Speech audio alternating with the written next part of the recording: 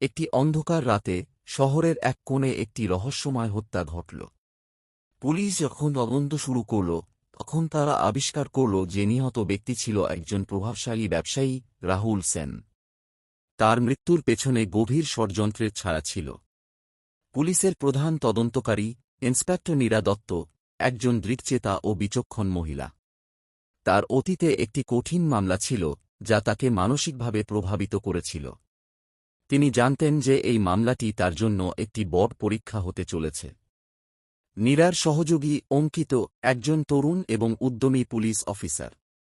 তার মধ্যে অপরাধের প্রতি একটি অদ্ভুত আকর্ষণ ছিল যা তাকে অনেক সময় বিপদে ফেলেছে। তদন্তের প্রথম ধাপে তারা রাহুলের স্ত্রী মায়া সেনের সাক্ষাৎকার নিল।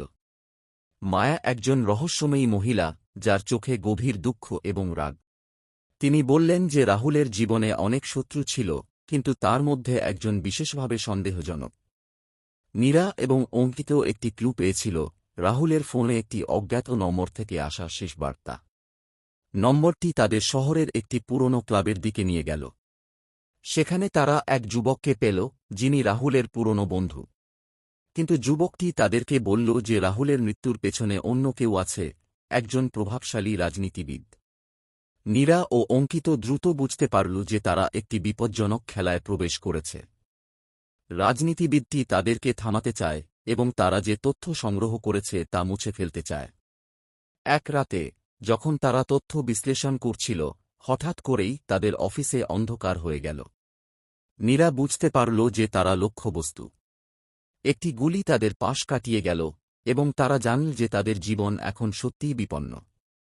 নীরা ও অঙ্কিত পালিয়ে যেতে চাইলে, কিন্তু রাজনীতিবিদটির লোকেরা তাদের পেছনে। শেষ পর্যন্ত তারা একটি পুরনো গুদামে পৌঁছাল, যেখানে তাদের লুকিয়ে থাকার সুযোগ ছিল। সেখানে তারা শেষ পর্যন্ত রাজনীতিবিদটির আসল উদ্দেশ্য আবিষ্কার করল। কিন্তু সময় ফুরিয়ে আসছে।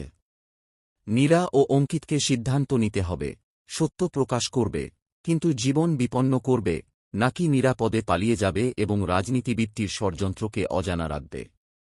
শেষ পর্যন্ত নীরা একটি সাহসী সিদ্ধান্ত নিল। তিনি জানতেন যে সত্যের জন্য লড়াই করা প্রয়োজন, এবং তারা সফল হলে শহরটি রক্ষা পাবে।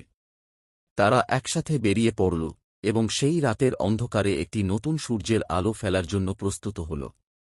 যদি এই ভিডিওটি ভালো লেগে থাকে তাহলে ভিডিওটিকে লাইক করে দেবেন এবং এরকম কন্টেন্ট আরও পেতে চ্যানেলটিকে সাবস্ক্রাইব করে দেবেন।